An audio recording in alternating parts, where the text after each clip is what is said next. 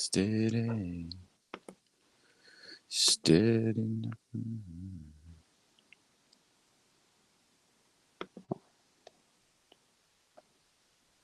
Welcome back, everyone, to another edition of Blue Review. As always, the Blue Review is presented by Los Angeles International Airport. Greg and CY with you. I'm Parker I don't Bell. have anything. And remember, guys, if you want to know more, Hire LAX creates life-changing career opportunities for Los Angeles residents. And for more information, you can check out Hire LAX on Eventbrite. So we got a lot on tap today. The Dodgers take down the Tigers. The Tigers, 8-3. JD Martinez, have yourself a night. They honor Miggy with a Hollywood star. How cool is that, guys? Yeah. And Freddie, of course, basically the Flash at this point. I mean, Speed Demon. Greg, CY, how are we doing today? Welcome back as well, CY, from Boulder, Thank Colorado. Greg, I'll pass it along to you. Well, I'm actually going to pass it back to we CY. have show business to take care of here before we start talking about the Dodgers. You're right. When you were in Boulder, because I went there, when you were in Boulder, did you go to the Hill and did you go to Fatty J's or did you get Silvermine Subs on the other side? Like, what did you go to? I have good news and I have bad news. No, I'll give you the bad news first. I did not go to either. Oh, but the good news is, listen. The good news is I'm going back to Boulder in 2 weeks, and I knew that when I went the first time. So I had to go get the lay of the land. I had to figure out what I was doing in order to actually get the story because it was my first time there. I didn't really have time for side quests in that regard, but I'm going back. So we will test your theories of what's good in Boulder when I get there. Did you go to the Hill? Did you even go to the Hill? I don't know that the Hill was anything that I didn't say that out loud. I actually forgot what it was even called. I remember Fatty. It's really hard to remember that Hill. Well, there's a lot of hills there. There's a lot of things. There's a lot of mounts and other stuff. But the flat irons behind it is just like picturesque, right? It's just beautiful. There's all sorts of things that make it look great, but I did not make it to Fatty J's. But I will probably try to make it back. The other thing is that the next game is a day game, so there will be nighttime to explore as opposed to last time it was a night game. So anyway, there you go.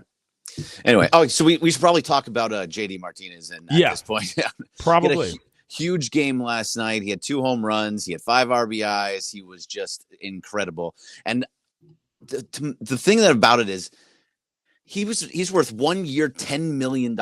They got him for on the cheap just because he wanted to come here because Robert Van Scoyoc was his hitting coach when he was in Arizona, and he's a hitting coach here. And right now he has 28 home runs and 91 RBIs. He's probably going to have 30 home runs by the end of the year and 100 RBIs for $10 million on the year. And by the way, that's with missing like 40 games. Yeah. So huge year for him. Yeah, big year for him. Obviously, one of those signings that the Dodgers got right. These haven't all gone as cleanly as we wanted them to be in terms of picks that they've made, but this one was a good one.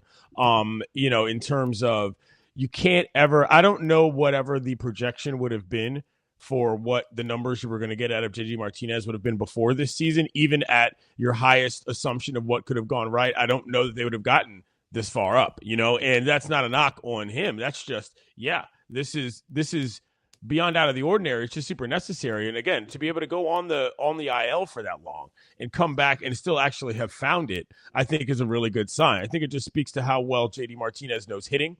I think it also speaks to how well he knows baseball. Like, he's a guy that is a professional hitter, which is why the Dodgers picked him up, and it's showing. The injuries do actually affect his ability to hit the baseball in terms of what he can focus on. And when he's locked in, he's as good as any hitter in the National League. And I think another thing about it is they chose JD Martinez for the DH role opposed to Justin Turner, who is like a heart and soul kind of guy. He's having a really good year in Boston. Overall, he's having a good year.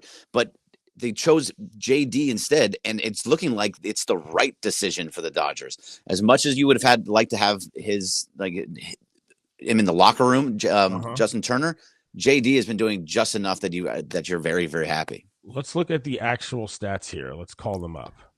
All right, you're gonna get at the Justin Turner. Yeah, I'm trying to, but I can't find it. Here. Anyway, not that this is super. I got it. I got it. It is interesting to look at because I'd like to see what the actual numbers are. We can talk about it in generalities, but I'm interested to see what the actual numbers are because again. Go ahead. No, so Justin Turner has a 281 batting average, has 23 home runs, 94 RBIs. It's a monster year for him too. Yeah. So he has an 819 OPS. Yeah, it's very, very good year for him. What is the OPS for JD? It's 874. So it's comparable. Okay. It's comparable. That's actually interesting. I didn't realize he was having that good of a year. That's kind of why I brought it up, because I was like, last time I checked, Justin Turner's kind of playing really well, I knew and he I'm was not playing to well. say that there's anything wrong with that, but when you think about, I don't know, when you think about this year and you think about the goals that you've set, I'm not going to say we would have rather done it with Justin Turner. I don't think that really matters at this point, but the decisions at some point, make a decision, especially when it comes to things like, I don't know, next season. You know what I mean? Do you re-sign JD Martinez? Is he the kind of guy that you want? Is he going to even want to play any farther, down his career? It's an interesting question. See, I think it's gonna be a one and done for JD. That's my opinion. Think so? Yeah. Yeah, because they're gonna go hard after Ohtani, and I think there's people within the organization that feel like they're going to get Ohtani, and that's your DH. So at that point, and we've talked about it all year long. JD doesn't play the outfield. He notoriously said, "I don't even own a glove." So that's just how that's going to work. Right. Yeah, but listen, Ohtani's a player that, again, the reliability physically is not something that we necessarily know is going to be there. I mean, there might be a place for a veteran bat. Like, there was a time when a bat like a JD Martinez was at the end of the bench on every team. You know what I mean, in Major League Baseball, and that those days are no longer the case. But let me ask you guys something. You see what I have here? You've forgotten about my list. List. Will the pitcher make the postseason roster list? I did completely forget about it. We're going to have to catch up on some people. As a result. So obviously last week we discussed Ryan Pepio. Yep. And I think the question now would be, with a little recap here for those of us who might have been on assignment in other places, we'll just say Ryan Yarbrough.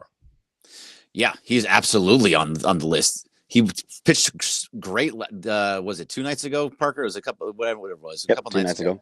Yeah, 2 nights ago, where he had the opener, and then he went 4 2 1/3. He's going to be just fine. That's exactly what you're going to want out of him. Yarbrough is 100% in. Yep, Yarbrough for sure in. He's that guy who you go to first as your long innings eater right after that opener, which is exactly what the Dodgers are going to need if they want to win these playoff series.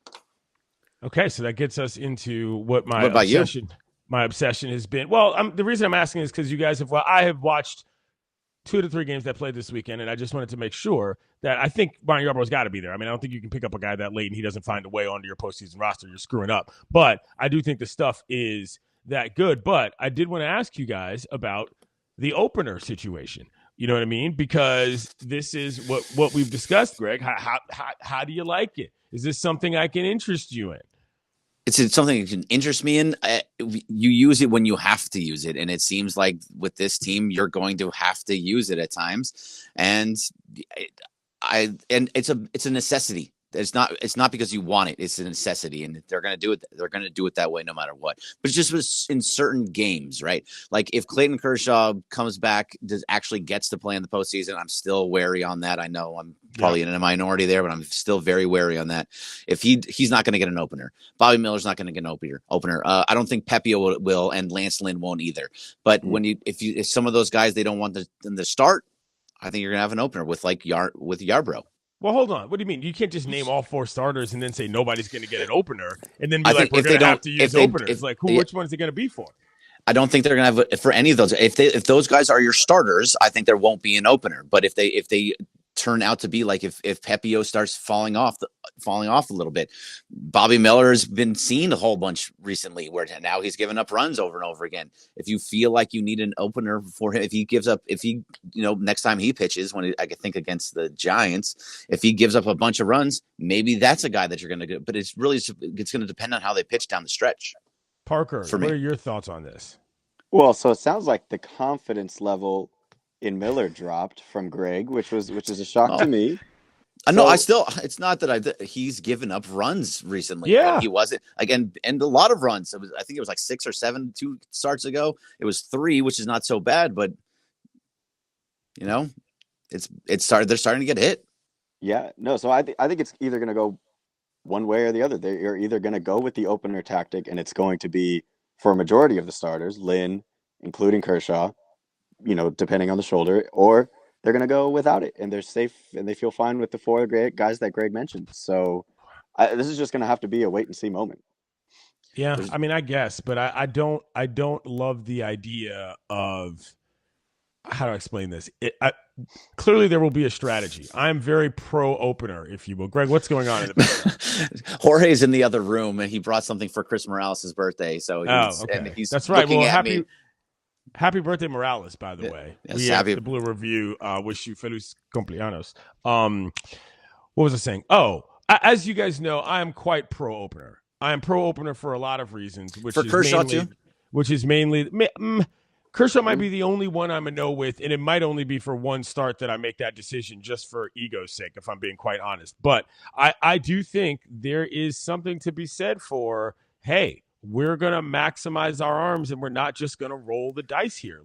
And whether or not that's a more difficult task or whether or not that's a better strategy, I don't know. But I feel like for the purposes of longevity, it's going to be extremely important just based on the health of guys. And you don't want to rock guys' confidence early if, let's just say, somebody gets shelled for 8. And the next thing you know, you got, I don't know, because all the guys are so young, I feel like there are more protective ways to go about trying to handle your staff in the playoffs. But, of course, does performances in this next 2 weeks matter? Yeah, they matter, but at the same time, there's got to be enough data on guys that you know what you how you feel comfortable with them in certain spots in the postseason. Yeah, I think there's something just to be said to rhythm and how some of these starters like Bobby Miller and all.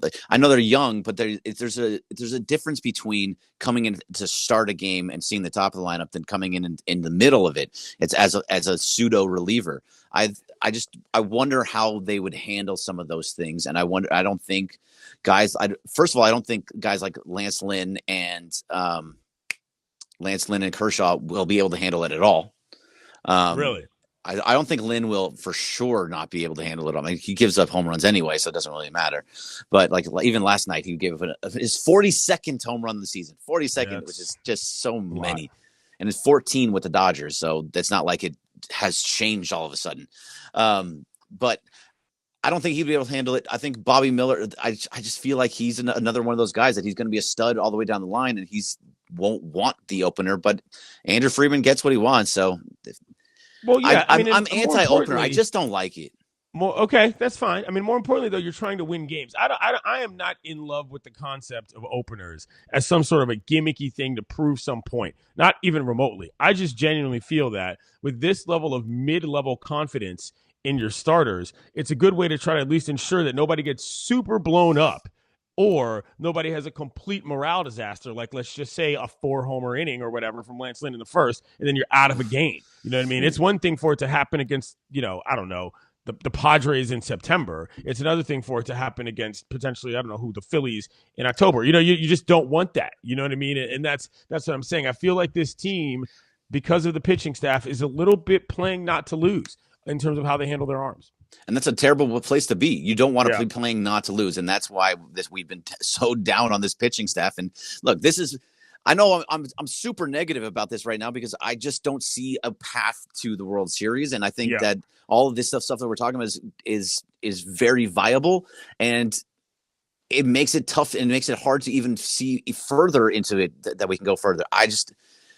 If we're having these types of conversations where we have to get openers and doing all these other things, where are we going? I just I don't want to be that negative guy. I hate being the negative guy, especially with the Dodgers, but I just don't see it, Parker. I don't know if you do. No, so here's the thing. It's what's even crazier that we're having this conversation is that they're on pace for 100 wins. Yeah. So it's one of the most, confusing and interesting seasons I've ever, seen and watched, because these Dodgers just continue to win, even in the situation that they're in. But of course, it's not really the build for playoff baseball. So I don't know, man. We're going to have to see. I'm trying not to be negative as well. I love seeing JD thrive and Freddie breaking records, Dodgers records. Yeah, it's going to be tough. It is going to be real tough. Freddie, by the way, the first baseman with a 2020 season. He's going to get to 200 hits too for the first time in his career. Freddie, I said this to you in the text chat, which is that stat is surprising.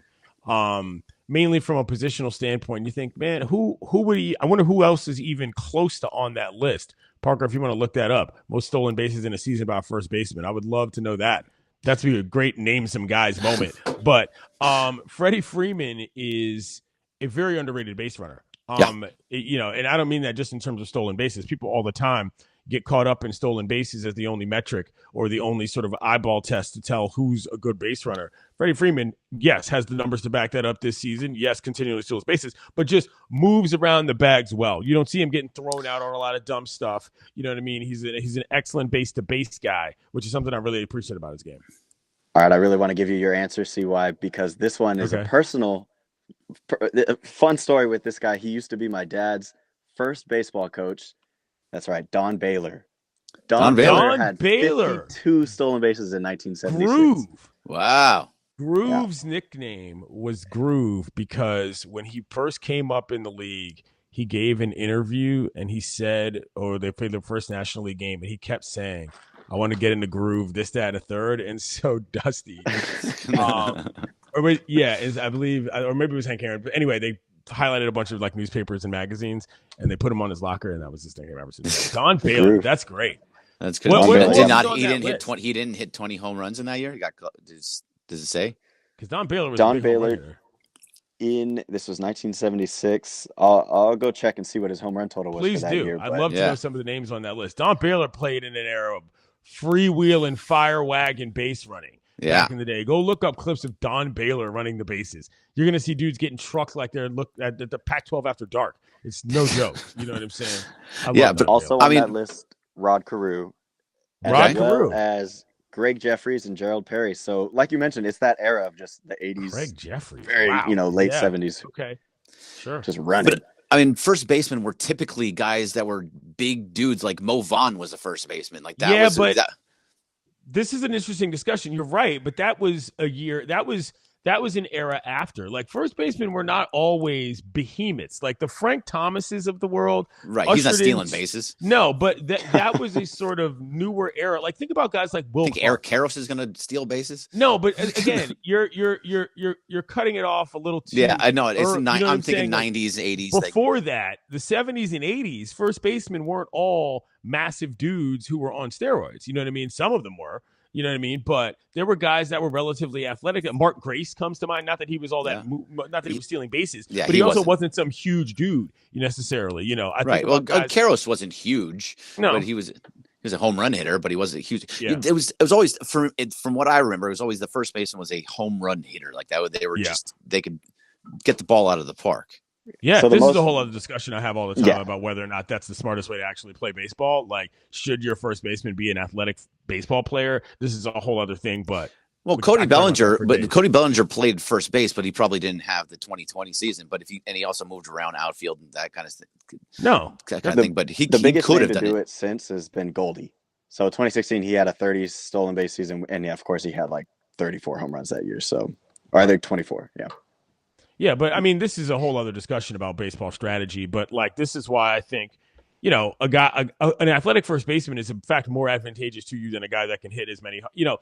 That's a personal philosophy. Absolutely. If you gave me a ball club, I would take me an athletic first baseman before I would take a fat guy that just bombs it out. That's just me. Even if that got less home run production, I think that it would help me from an infield an error percentage standpoint, and just in general. I feel like that's how I would GM. That's how the Dodgers are built. They want athletes at every single position, and because it's for your defense, right? If you have an athletic defensive first baseman, he's going to stop balls going up that first base line. Those are types of things that are important, and being able to get back to the first base when you have to run sometimes. I absolutely go athletic first baseman. I agree. So what did I miss, guys, while I was gone? I mean, obviously there was a celebration. What was this? What was the song of the locker room when they were? Do you have that picture, Parker? Do you see the picture of Kershaw and Bobby Miller? I saw a couple. We freed pictures. up space. Yeah, we freed up space. So it's not on the iPad anymore. So it's not on. We do have a picture of Greg doing the flex. You'll have to look at that. Like I'm Clayton Kershaw in the. Of course, he kept the shirt on. Oh yeah, no one needs to see that, please. Yeah, no, we don't. I don't like looking at myself and then without a shirt on. What does anybody else do?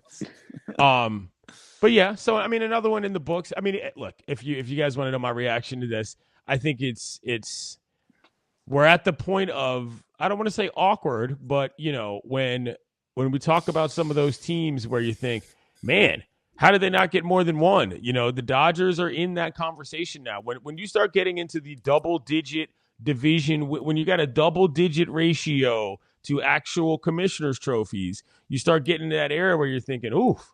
You know what I'm saying? Like, am I going to remember more for the ones that they didn't win than the ones that they did?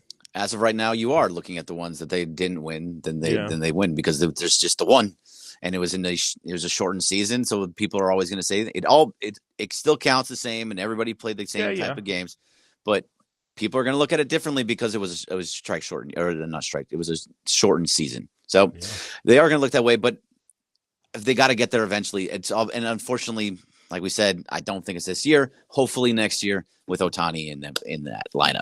Did they boo that guy last night who didn't want to come to the Dodgers because of his decision to stay with his family in Detroit? Did that become a thing? Did I miss that? It's so weird that I know we got to go because it's started at 9:50, but the Eduardo Rodriguez thing is so weird that he comes for the last 2 months, 3 months of the season. He has a player option next year. He could have just come here, hopefully helped win a World Series, and then gone back to Detroit. Like, you still can do that.